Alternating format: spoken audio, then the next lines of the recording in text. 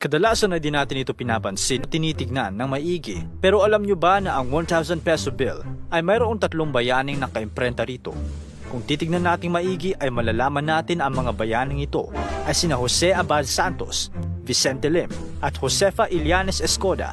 Sino ba sila at bakit silang tatlo ang nagsisiksikan sa ating perang papel?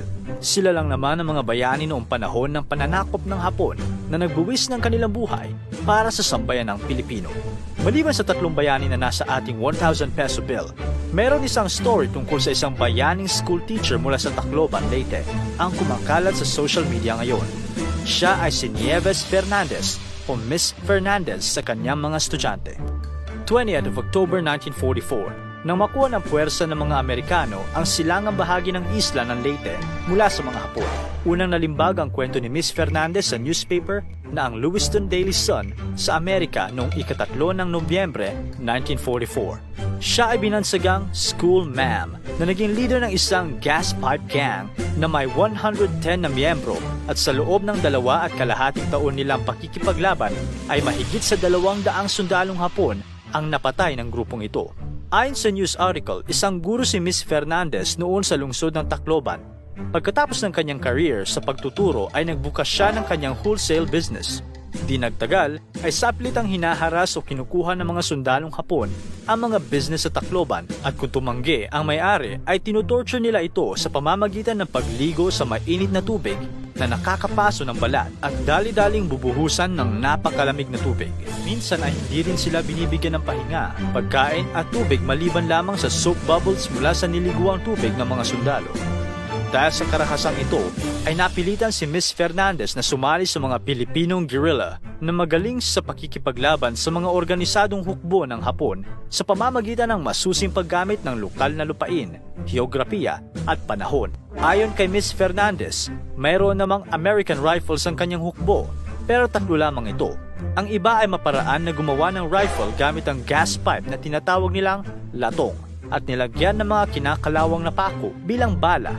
Kaya binansagan silang Gas Pipe Gang ng American newspaper. Minsan ay nakakakuha sila ng mga granada mula sa mga sundalong Hapon na kanilang napapaslang. Dahil umano sa kanyang magiting na pamumuno, tinawag siyang Captain Fernandez ng kanyang grupo at ayon sa report ng US intelligence officers, binigyan ng patong ang ulo ni Miss Fernandez ng 10,000 pesos o mahigit kumulang 150,000 pesos na pera ngayon. Dahil doon, mas naging delikado ang pakikipaglaban ni Miss Fernandez at ang tanging sugat na kanyang tinamo ay sa kanyang kanang kamay. Si Miss Fernandez ay kilala rin sa pagiging isang skilled marksman at silent killer. Dahil sa kakulangan ng armas, inaral niya ang paggamit ng bolo o itak na madalas ginagamit ng mga magsasaka sa kanilang bukid sa pagputol ng mga maliliit na kahoy at iba pang mga halaman.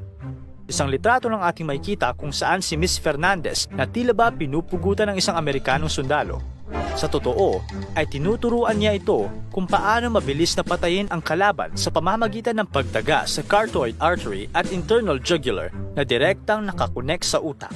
Mararamdaman natin ito pag nilingon natin ang ating ulo sa kaliwa o kanan at hipuin ang parte sa ilalim ng ating earlobe.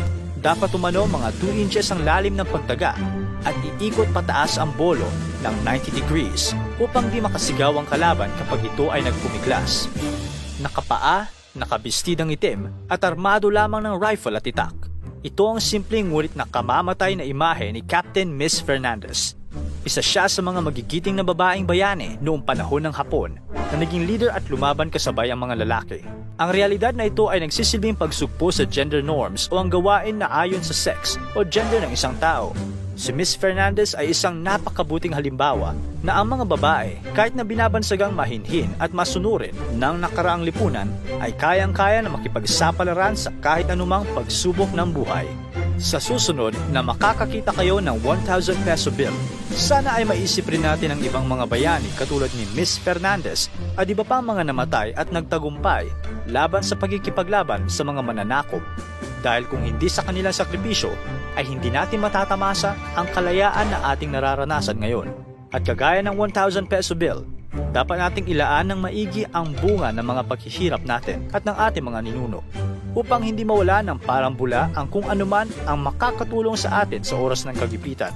Para sa iba pang kakaibang kwento na maaari magbigay ng pag-asa, inspirasyon o kaalaman, i-like at i-follow kami sa aming Facebook page. Hanggang sa susunod na kamanghamanghang istorya mula sa kahit saang panig ng mundo.